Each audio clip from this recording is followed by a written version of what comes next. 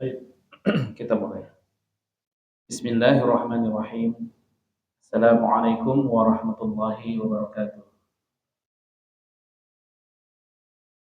Innal hamdalillah nahmaduhu wa nasta'inuhu wa nastaghfiruh wa na'udzu billahi min shururi anfusina wa min sayyiati a'malina.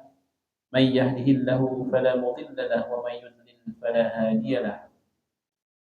Wa asyhadu an la ilaha illallah wahdahu la syarika lahu wa asyhadu anna Muhammadan 'abduhu wa rasuluh.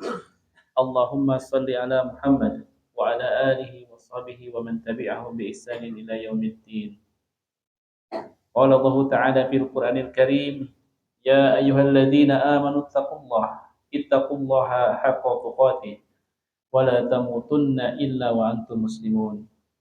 Ya ayyuhan nasu ittaqu rabbakumul ladzi khalaqakum min nafsin wahidah wa khalaqa minha zawjaha وبث منهما رجالا كثيرا ونساء واتقوا الله الذي تساءلون به والأرحام إن الله كان عليكم رقيبا يا أيها الذين آمنوا اتقوا الله وقولوا قولا سديدا يصلح لكم أعمالكم ويغفر لكم ذنوبكم ومن يطع الله ورسوله فقد فاز فوزا عظيما أما بعد فإن أصدق الحديث كتاب الله وخير الهدي هدي محمد صلى الله عليه وسلم وشر الأمور محدثاتها وكل محدثة بدعة وكل بدعة ضلالة وكل ضلالة في النار. Ma'asyiral muslimin, jamaah Masjid Baitur Rahman yang semoga Allah Ta'ala muliakan. Alhamdulillah, tak henti-hentinya kita bersyukur kepada Allah Subhanahu wa Ta'ala atas curahan nikmat yang telah kita nikmati mulai dari tadi bangun tidur sampai kita dimudahkan oleh Allah Subhanahu wa Ta'ala untuk bisa kembali berkumpul di dalam majelis ilmu yang semoga Allah karuniakan dengan banyak keberkahan di dalamnya.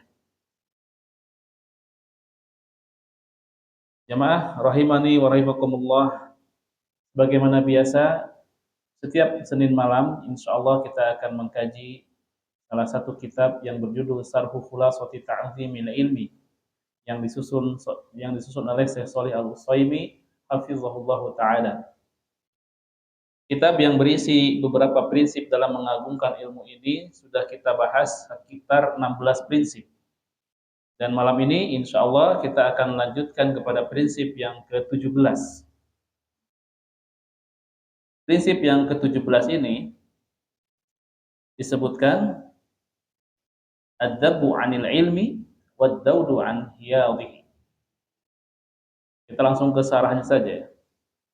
Qala syarih wafaqahullahu, pensyarah yaitu Syekh Shalih Al-Utsaimin hafizahullahu taala, semoga Allah berikan taufik kepada beliau. Dzakaral musannifu wafaqahullahu ma'kidan akhar min ma'akid ta'dhimil ilmi. Musannif itu masih orang yang sama yaitu Syekh Shalih Al-Utsaimin hafizahullah taala, semoga Allah memberikan taufik kepada beliau, menyebutkan tentang ma'kid atau prinsip yang lain di antara prinsip-prinsip pengagungan ilmu, yakni ad-dabbu 'anil ilmi wad-daudu an hiyadhihi, yaitu membela ilmu dan menjaga, di situ di judul apa? Kehormatannya ya. Di batasan-batasannya ya. Menjaga batasan-batasan. Yakni ad-dabbu 'anil ilmi, melindungi dan menjaga ilmu, menolak semua itu, menolak perkara-perkara yang bisa mengganggu ilmu dan kita jauhkan hal tersebut dari ilmu. Wa himayatu mawaridihi, dan juga dengan menjaga sumber-sumbernya. Kenapa harus kita jaga ilmu dan kenapa kita harus menjaga batasan-batasannya? Yakni li'anna lil ilmi hurmatan wa firatan, dikarenakan ilmu itu memiliki kehormatan yang sangat agung atau kehormatan yang sangat banyak. Tujibul intisara lahu idza tu'arrida li janabihi bima la yasluh. Maka ilmu itu dituntut atau menuntut untuk dibela apabila kedudukannya dihina atau direndahkan dengan sesuatu yang tidak pantas. Jadi kita harus menjaga ilmu agar jangan sampai ilmu tersebut hilang kehormatannya atau direndahkan kehormatannya. Nanti dijelaskan bagaimana cara menjaga ilmu tersebut agar kehormatannya tetap terjaga. Dan apa saja perkara-perkara yang tidak pantas ada pada sebuah ilmu atau datang kepada ilmu. Fal ilmu min sya'airiddin, dikarenakan ilmu itu termasuk syiar-syiar agama. Walahu hurmatun mu'azzamatun, dan ilmu itu memiliki kehormatan yang sangat besar, atau agama itu memiliki kehormatan yang sangat besar. Tsumma dzakara madhahir hadzal intisari inda ahli ilmi. Kemudian beliau, yaitu Syekh Shalih Al-Utsaimin hafizahullah taala, menyebutkan bentuk-bentuk pembelaan terhadap ilmu berdasarkan pendapat para ulama atau berdasarkan pendapat para ahlul ilmi. Faminha, dan diantara cara membela ilmu adalah ar-raddu 'alal makhalif atau mukhalifi, yaitu membantah, melakukan bantahan terhadap orang yang menyelisihi. Maksudnya menyelisihi kebenaran. Faman istabanat hilafatuhu lisyari'ati, barang siapa yang telah nyata perselisihannya terhadap syariat, rudda alaihi kainan man kana, maka wajib dibantah siapapun dia. Maksudnya orang yang menyelisihi syariat, menyelisihi kebenaran, maka wajib dibantah. Tapi nanti ada penjelasan bantahnya seperti apa dan oleh siapa. Karena kalau misalkan oleh sembarangan orang, ini malah jadi maliknya. Misalkan kita ingin membantah orang yang keliru, kita tahu itu keliru, tapi kita belum tahu ilmunya, langsung kita bantah. Dibalikin geraku yang dibantahnya, akhirnya kita nggak bisa jawab. Nanti dijelaskan bagaimana cara membantah. Hamiyatan lid-din, ini adalah dalam rangka untuk membela agama. Wa nasihatan lil muslimin, dan juga untuk menasihati kaum muslimin. Ada perkataan yang disampaikan oleh Al-Imam Ahmad bin Hanbal rahimahullah ta'ala. Beliau mengatakan, walam yazalin nasu yaruddu ba'duhum ala ba'din. Manusia itu senantiasa saling membantah satu sama lain. Dalam rangka, maksudnya dalam rangka menjelaskan kebenaran. Jadi boleh kita saling membantah. Maksudnya agar kita menjelaskan kebenaran kepada orang yang kita bantah tersebut.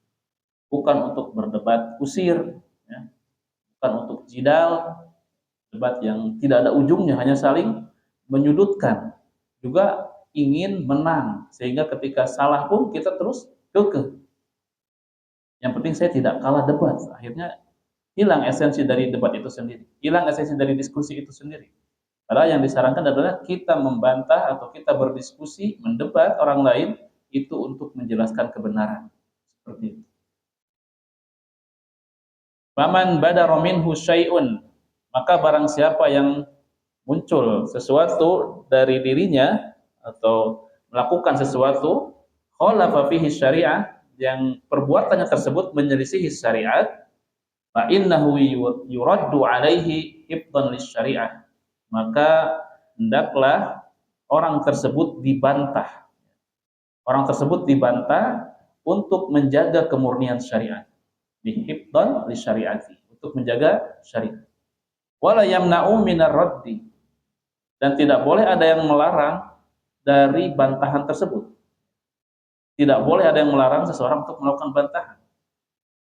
Falaisa raddu 'alal mukhalifi mustasni'an mustabsyi'an ma lam yakhruj an jadati syariah. Karena bantahan terhadap orang yang menyelisihi syariat atau menyelisihi kebenaran bukanlah sesuatu yang tercela, dan juga bukan termasuk sesuatu yang buruk, dengan catatan tidak keluar dari jalan syariat. Jadi bantahannya harus sesuai dengan jalan syariat. Wa syartuhu, dan syarat untuk membantah, nah ini dijelaskan ya, syarat untuk membantah seseorang yang menyelisihi syariat, menyelisihi kebenaran, kama dzakara Ibnu Rajab, sebagaimana yang disebutkan oleh Ibnu Rajab rahimahullahu taala, idza ahsana al-khitab wa asaba al-jawab, yaitu adalah jika dia itu memiliki cara membantah yang baik dan juga jawaban yang tepat. Faraddu 'alal mukhalifi mamduhun.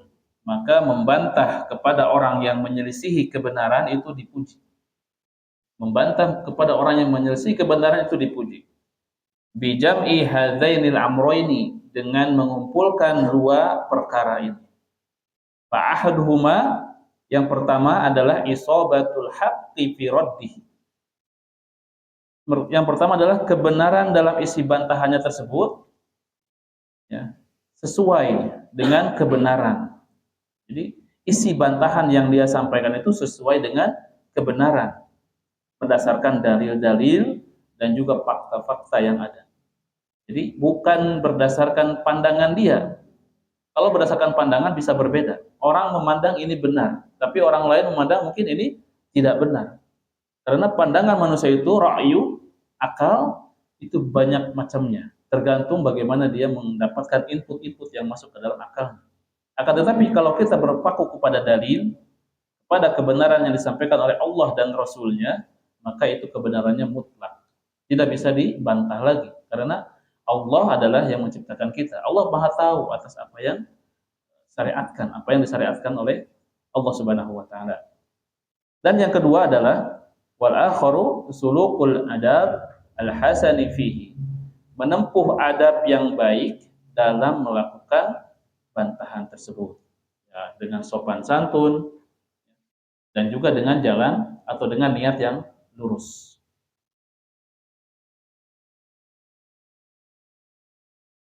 Tumakol, kemudian mu'allif menyampaikan, wa minha, di antara bentuk pembelaan terhadap agama adalah hajarul mubtadi'i, menghajar ahlul bid'ah.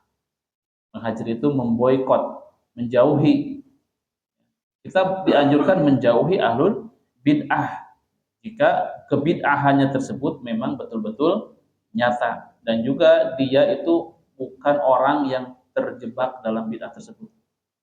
Nanti dijelaskan, ada tambahan dari materi yang lain insyaallah, beberapa kaidah dalam melakukan hajar, melakukan boikot ya. Kemarin Anda dapatkan kaidah ini dari Al-Ustaz Ahmad Tonari hafizahullah taala ya.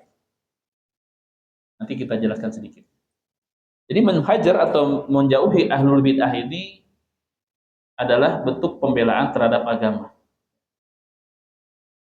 Zakarahu Abu Ya'la Al-Farra ijma'an. Hal ini disebutkan oleh Abu Ya'la Al-Farra sebagai ijma', yaitu kesepakatan para ulama. Kenapa harus dijauhi? Kenapa pelaku bid'ah harus dihindari? Ya. Fa innal mubtadi'a yuhjaru, dikarenakan para ahlul bid'ah ini atau pelaku-pelaku bid'ah ini, apalagi yang menyeru kepada bid'ah ini, wajib dijauhi. Hifdhan lid-dini wa himayatan lahu, dalam rangka untuk menjaga agama dan juga melindungi atau ya melindungi agama. Fala yu'khadul ilmu an ahlil bid'ah, maka janganlah kita mengambil atau janganlah diambil ilmu dari ahlul bid'ah. Jangan kita mengambil ilmu dari ahlul bid'ah. Makanya para ulama menyarankan kita tidak boleh duduk bermajelis dengan ahlul bid'ah. Ini mah cuman sekedar pengen akrab dengan tetangga misalkan ya. Ada kajian tapi kajiannya menyampaikan tentang amalan-amalan bid'ah misalkan atau khurafat-khurafat. Saya mah biar tidak disebut antisosial. Biar tidak disebut antisosial, mau ikut aja, jangan.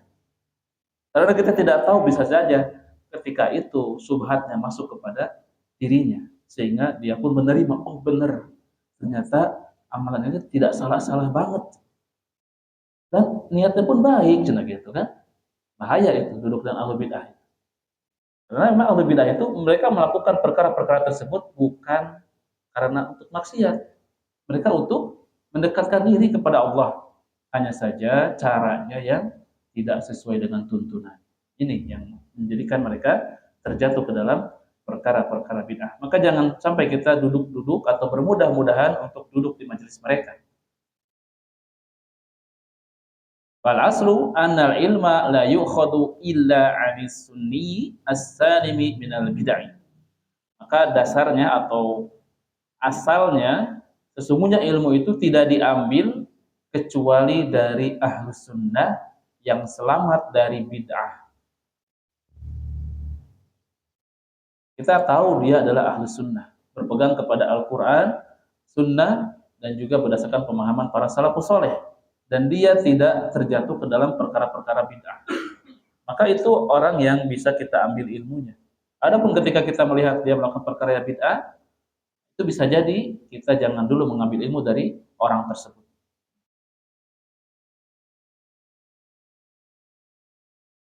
Karena kalau kita mengambil ilmu, maka kita tidak menjaga ilmu. Kita tidak menjaga ilmu tersebut dari perkara-perkara yang sesuai dengan syariat. Lakin, ini ada pengecualian ya. Lakin, idza turra ilaihi. Akan tetapi apabila seseorang terpaksa atau dalam kondisi darurat, kadirasati nidhamiyatin la mahida anha. Seperti halnya orang yang masuk ke dalam sistem pendidikan yang resmi, yang formal. Contoh di kampus ya. Di kampus ada satu mata kuliah yang tidak boleh dijauhi atau tidak boleh ditinggalkan. Contoh apa? Ilmu apa yang di kampus yang tidak boleh ditinggalkan? Tapi itu bukan ilmu yang sesuai dengan syariat. Bahasa Indonesia matematika itu masih bisa. Contoh ilmu filsafat. Ya, ada kan itu harus filsafat. Anda dengar juga dari beberapa ikhwan yang kuliah di kampus-kampus umum, dia kampusnya kampus agama, kampus titik-titik kayaknya mau disebutkan. Tapi di situ ada pelajaran filsafat. Nah, ini adalah pelajaran yang harus diikuti. Maka bagaimana caranya? Dia itu bisa mengambil ilmu tersebut hanya untuk sekedar bisa memenuhi nilai saja. Jangan terlalu berdalam-dalam. Dan juga dia harus memiliki dasar akidah yang kuat. Karena kalau tidak, dia bisa terjerumus ke dalam akidah-akidah yang sesat yang dimiliki oleh ahlul kalam. Orang-orang yang terjun ke dalam ilmu filsafat. Ilmu filsafat ini menjadi sumber kesesatan banyak kaum golongan seperti Asy'ari, Maturidi, kemudian Kullabiyah, Jahmiyah, Mu'tazilah, itu mereka orang-orang yang tersesat karena pemikiran filsafat. Ahlul kalam. Padahal awalnya mereka itu adalah orang-orang yang ingin membantah ahlul filsafat. Hanya saja bantahan mereka tidak kuat sehingga subhatnya masuk, dia memiliki akidah-akidah yang tercampur dengan akidah-akidah filsafat. Makanya kita pun harus bisa menjaga diri. Jangan sampai kita terjatuh ke dalam perkara tersebut. Jauhi kalau bisa. Mending kalau misalkan mau, mending kuliah di tempat yang jelas. Nggak usah kuliah di tempat yang tidak jelas. Tapi saya pengen dapat gelar ini, gelar itu. Ya silakan kalau kuat ya. Yang penting bisa menjaga diri. Tapi kalau ana sendiri menyarankan, mending tidak. Ya. Mending jauhi majelis-majelis yang di situ diterangkan tentang perkara-perkara yang bid'ah atau perkara-perkara yang tidak sesuai dengan syariat. Contoh, anak pun pernah ya bahasa Arab. Ada suatu kampus, bukan kampus, tempat belajar itu mengajarkan bahasa Arab yang bagus, merujuk kepada kurikulum yang misalkan dari negara Arab misalkan ya, dipakai oleh orang-orang di lembaga tersebut. Tapi ternyata lembaga tersebut akidahnya beda dengan Ahlus Sunnah wal Jamaah. Akidahnya bukan manhaj salaf. Mereka memiliki akidah yang berbeda. Maka ditanya kepada Ustadz, boleh tidak kita belajar bahasa Arab di sana? Ya Ustadz menyarankan, silahkan saja.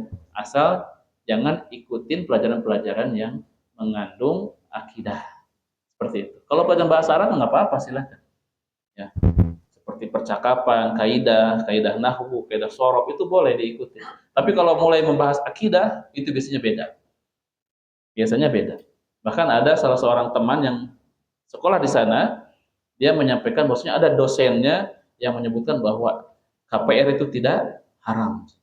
KPR yang konvensional tapi ya. Berarti kan dia sudah termakan syubhat ya. Menganggap bahwasanya itu tidak haram, padahal udah jelas ada riba di situ. Ada riba, ada transaksi yang mengandung riba. Panjang kalau dijelaskan. Yang pasti intinya kembali ke sini adalah kita harus berhati-hati dalam menjaga ilmu kita, jangan sampai kita termasuki oleh orang-orang yang memiliki akidah yang sesat dan juga pandangan-pandangan yang memiliki kebid'ahan atau perkara-perkara yang bid'ah.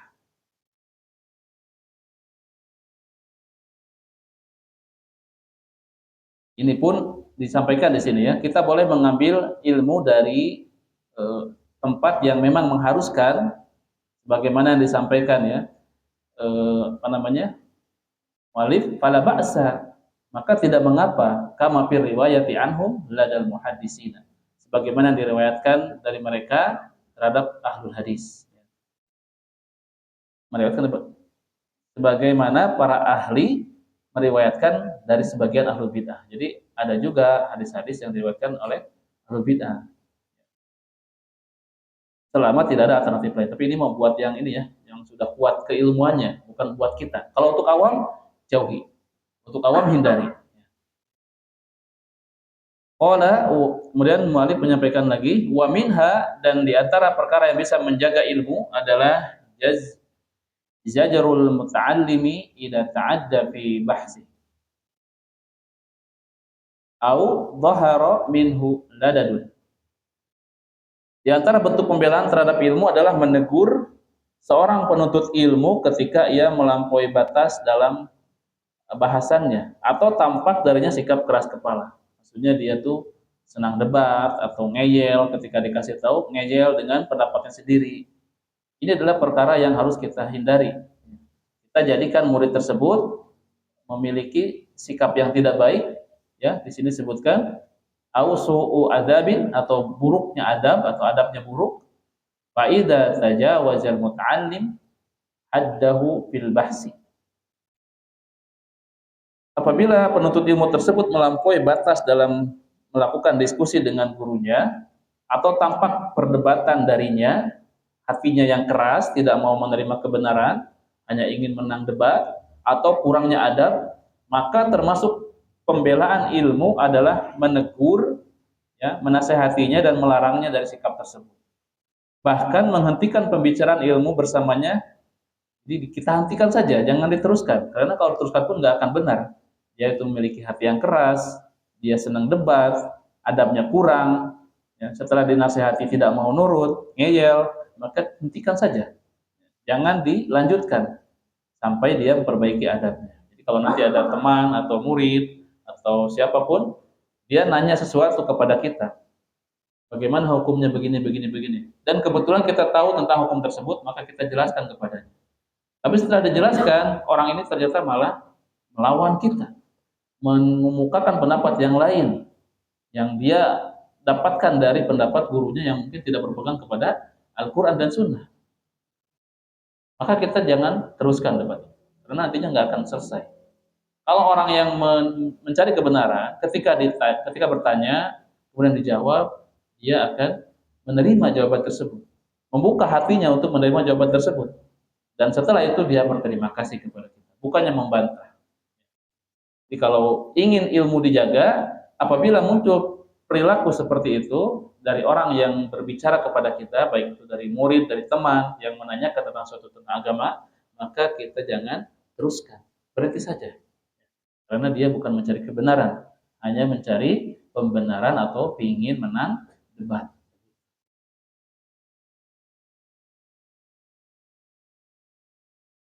Kemudian dikatakan, wa inni tajal muallimu ila ikhrajil muta'allimi min majlisi. Bahkan apabila dibutuhkan, seorang guru itu boleh mengeluarkan muridnya dari majelisnya, dari majelis ilmunya. Jadi kalau ada murid yang tidak bisa diatur, kemudian dia tidak menjaga adab, kemudian keras kepala, dikasih tahu tidak mau nurut, kemudian dinasehati tidak juga masuk, suruh keluar aja. Ini saran dari mu'alif ya. Seperti ada juga ya kasus ada anak di sekolah tidak mau diam ketika anak nerang itu ngomong terus. Anak sampaikan kalau mau ngomong terus sudah, jangan belajar, sok keluar aja. Akhirnya dia diam seperti itu. Gimana kalau ternyata keluar benerannya nggak apa-apa, berarti dia nggak mau ilmu. Kalau mau ilmu tentu dia akan mendengarkan gurunya ketika menjelaskan. Nggak ngomong sendiri atau asik dengan kegiatannya sendiri. Yazran lahu, maka itu sebagai bentuk teguran baginya. Maksudnya dikeluarkan itu agar dia bisa sadar bahwa dia itu salah, menegur dia. Fal yaf'al, maka lakukanlah jika bisa.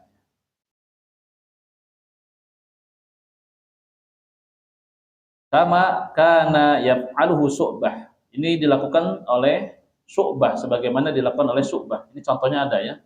Dari Syu'bah itu Ibnu Hajjaz rahimahullah ma'a Affan ibni Muslim, kepada Affan bin Muslim muridnya, As-Saffari fi darsihi, dalam pelajarannya. Jadi Syu'bah ini rahimahullah, Imam Ibnu Hajjaz rahimahullah ini mengeluarkan Affan dari pelajarannya karena melihat Affan ini memiliki perkara yang tidak sesuai dengan yang diharapkannya.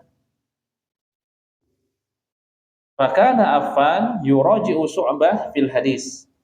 Dahulu Affan bin Muslim ini biasa memurojaah atau mengulang-ulang pertanyaan kepada Syu'bah tentang hadis. Fayazkulu dzalika ala Syu'bah, dan itu membuat Syu'bah merasa berat dengan pertanyaan-pertanyaan yang disampaikan oleh Affan ini. Karena diulang-ulang terus maksudnya. Fayukhrijuhu Syu'bah min majlisihi, maka Syu'bah mengeluarkan Affan dari majlisnya. Wa kana yaf'alu Affan yarji'u marratan tsaniyatan fil majalisil ukhra. Fi majalisil ukhra. Namun Affan tetap kembali menghadiri majelis-majelis lainnya dan membiarkan Syu'bah, fayatrukuhu Syu'bah hatta yatibu khawatiruhu wa yattassi'a sadruhu. Dan Syu'bah membiarkan Affan itu mencari majelis-majelis lain sampai dia merasa hatinya baik dan juga dadanya menjadi lapang untuk memaafkan, atau bukan memaafkan ya, untuk menerima dan mengakui kesalahannya tersebut, kekurang baiknya adabnya kepada gurunya tersebut. Summa yarji'u ilaihi fil majalis ukhra. Kemudian Affan pun kembali kepada gurunya yaitu Syu'bah pada majelis yang lain. Wa idza akhrajahu raja'a ilaihi wa nafsuhu thayyibatun.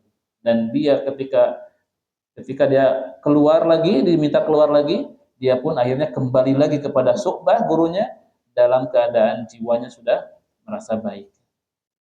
Karena ketika seorang guru itu membuat keputusan seperti itu, biasanya ini sudah tidak bisa dinasehati dengan baik, maka diarahkan untuk silakan keluar saja. Dan ketika keluar, orang yang memang mencari ilmu itu akan berpikir, bukannya menyalahkan gurunya. Saya itu apa salahnya? Berpikir dia selama di luar majelis itu. Akhirnya ketika dia menyadari kesalahannya, dia pun kembali kepada gurunya dalam keadaan hati yang lebih baik lagi dan siap untuk menerima pelajaran.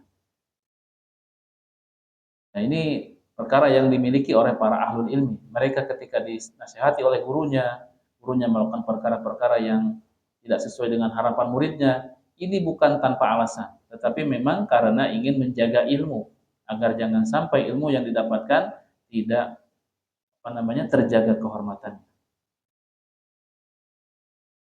Kita sedikit bahas tentang beberapa kaidah ya, kaidah dalam tadi yang pertama tentang hajar, boleh ditinggalkan atau diboikot ya orang yang tidak memiliki adab, buruk perilakunya, kemudian dia ngeyel, ya, kemudian melakukan kesalahan terus menerus, yang kesalahan tersebut menyalahi syariat.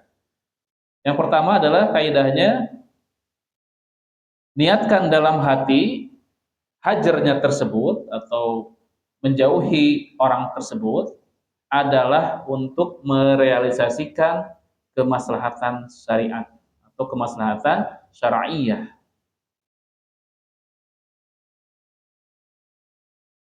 Jadi jangan sampai kita hajar, kita menjauhi karena ngewa kasih iya mah. Udah dijauhi weh.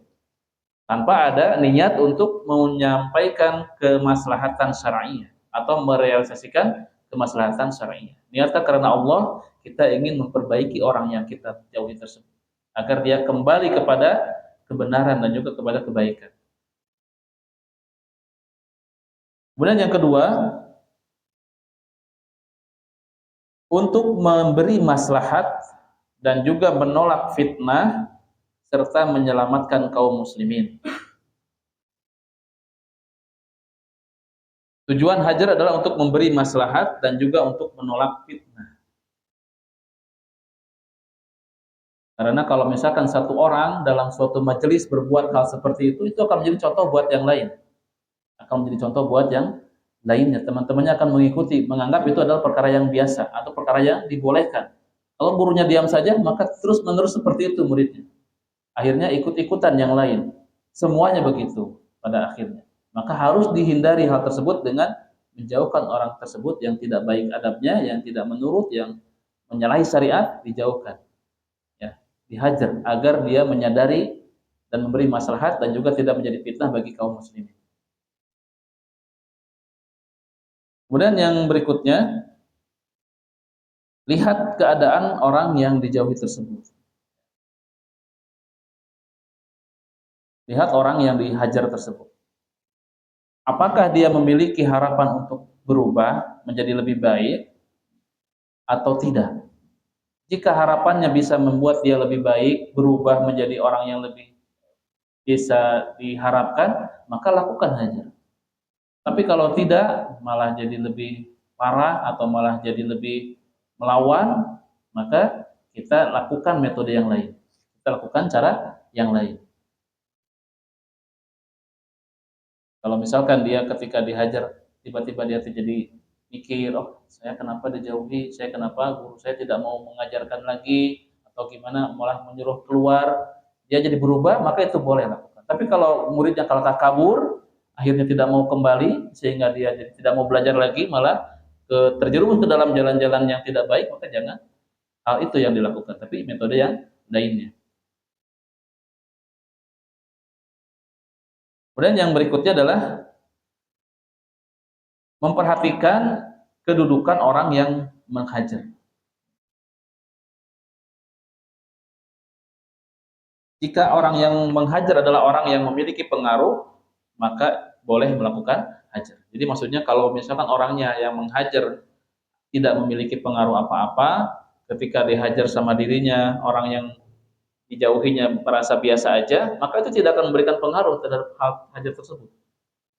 Tidak ada efeknya. Maka jika ada bisa memberi pengaruh orang yang menghajar, maka lakukan. Jika tidak, maka gunakan metode yang lain.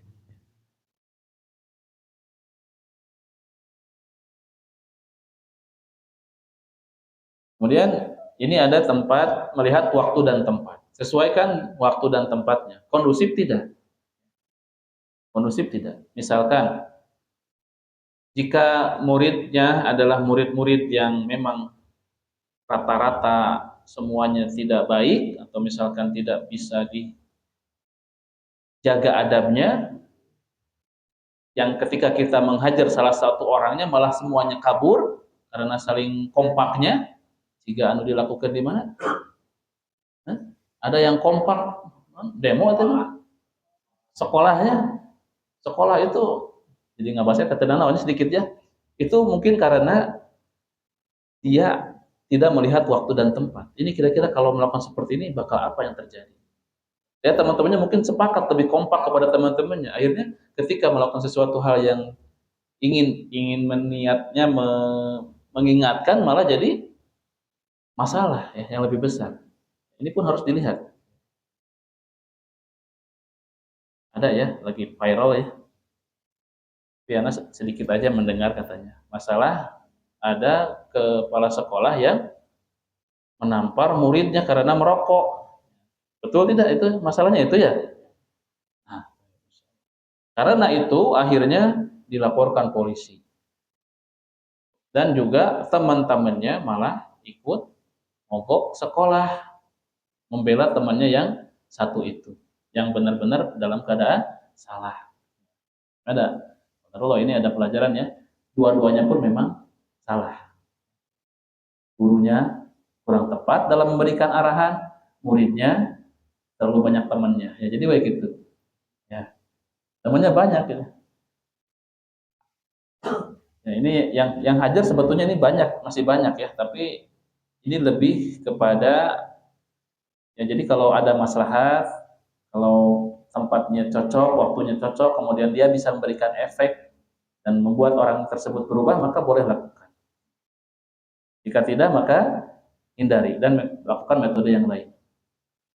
Sedikit ya, bagaimana hukumnya menampar murid yang merokok? Nah, ini kebahas yang tadi sedikit. Apakah boleh menampar muka bagi orang yang melakukan kesalahan? Ada tidak dalilnya? Kita dari sisi hukuman ya. Hukuman itu boleh dilakukan tapi dengan aturan syariah. Di antara cara yang boleh dilakukan adalah pertama kita nasihati dulu. Nasihati dulu, jangan langsung main tampar. Kita nasihati dulu anaknya. Kemudian kalau mungkin berulang, kita kasih teguran yang lebih keras ya. Bukan dengan langsung tampar. Atau juga kita boleh melakukan pemukulan tapi bukan dengan di muka. Kenapa? Karena menampar muka atau memukul muka itu adalah perkara yang dilarang sebagaimana Rasulullah menyampaikan, idza daraba ahadukum, apabila salah seorang di antara kalian memukul, falyattaqil wajha, maka janganlah memukul wajah. Hadis riwayat Bukhari dan Muslim. Ini hadis muttafaqun alaih. Kenapa jangan memukul wajah? Karena wajah adalah tempat kehormatan manusia. Dan memukul wajah dilarang secara mutlak. Gimana kalau yang tinju? Nah, tanyain ya ke tukang tinju. Kan tinju mukul wajahnya. Itu mah walau alam ya. Ada yang ikutan tinju di sini? Ada kak? Ini hadisnya nih, kalau ada yang ya. Baik, jangan kalau bisa. Kalau tinju buat latihan nggak apa-apa. Tapi kalau untuk sampai memukul muka itu dijauhi. Kemudian merokok itu adalah perkara yang maksiat ya, perkara yang maksiat. Ulama mayoritas mengharamkan. Ulama mayoritas mengharamkan rokok. Namun cara melakukan hukuman terhadap orang yang merokok itu bukan dengan kekerasan, tapi dinasihati dengan hikmah. Karena sulit ya. Orang yang merokok bilangnya kalau berhenti itu susah. Jadi nasihati aja dengan baik, nasihati dengan hikmah. Dan kita jangan berharap dia langsung berhenti. Sekali didakwahi langsung harapannya berhenti, untuk eureun isuk dikepret, misalkan gitunya. Enggak bisa. Ya kita harus tetap dengan hikmah.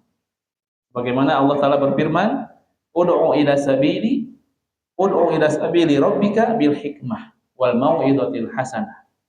Serulah ke jalan Rabbmu dengan hikmah dan nasihat yang baik. Ini adalah cara menyeru kepada jalan Allah, yaitu dengan hikmah dan mau'izah hasanah. Kita tahu bahwasanya merokok adalah perkara yang tidak baik ya. Perkara yang secara ulama menyebutkan tahrim, sampai mengharamkan. Tapi kita pun jangan sampai berharap langsung makhluk tersebut atau orang yang nasihat tersebut langsung berubah. Karena taufik hanya ada di tangan Allah Subhanahu wa taala. Seberapapun kuatnya kita memerintahkan atau menasihati orang, jika Allah tidak berkehendak maka tidak akan berubah. Dan hal ini jika kita mau melakukan nasihat, jangan lupa kita ingin agar orang itu berubah kepada arah yang lebih baik untuk bisa dia berubah menjadi lebih meninggalkan perkara-perkara yang tidak baik untuk dirinya. Dan jangan lupa niat kita juga jangan sampai salah. Jangan sampai kita ingin menyudutkan, atau jangan sampai kita ingin mendiskreditkan, tapi kita ingin berubah orang lain, kita berdakwah niat karena Allah Subhanahu wa taala. Ya alhamdulillah. Berapa menit lagi ini? 1 menit lagi. Ini masalah yang tadi belum selesai ya. Jadi yang tadi adalah cara menjaga ilmu itu. Yang pertama tadi dengan pertama membantah terhadap orang yang menyelisihi. Membantahnya dengan yang pertama dengan kebenaran isi bantahannya dengan dalil dan juga adab yang baik dalam menyampaikan bantahannya. Kemudian yang kedua adalah dengan menghajar, menjauhi. Dan menjauhi pun ini ada beberapa kaidahnya sebagaimana tadi dijelaskan. cuman belum semuanya ya. Dan yang ketiga tidak mengambil ilmunya dari ahlul bid'ah, dan juga yang berikutnya adalah dengan menegur dan mengeluarkan orang tersebut dari majelis ilmu. Baru segitu ya. Insya Allah nanti kita akan lanjutkan pada pertemuan yang akan datang. Mudah-mudahan apa yang kita pelajari pada malam hari ini menjadi ilmu bagi kita semua dan kita mendapatkan faidah darinya. Semoga Allah Ta'ala mudahkan kita untuk senantiasa istiqomah dalam menuntut ilmu, dan semoga dengan ilmu-ilmu yang kita dapatkan kita menjadi tahu tentang bagaimana caranya atau adab-adabnya dalam majelis ilmu dan juga dalam menjaga ilmu. Kita tutup dengan membaca doa kafaratul majlis. Subhanakallahumma wa bihamdika asyhadu an la ilaha illa anta astaghfiruka wa atubu ilaik. Akhiru da'wana alhamdulillah wabillahi taufiq wal hidayah. Assalamualaikum warahmatullahi wabarakatuh.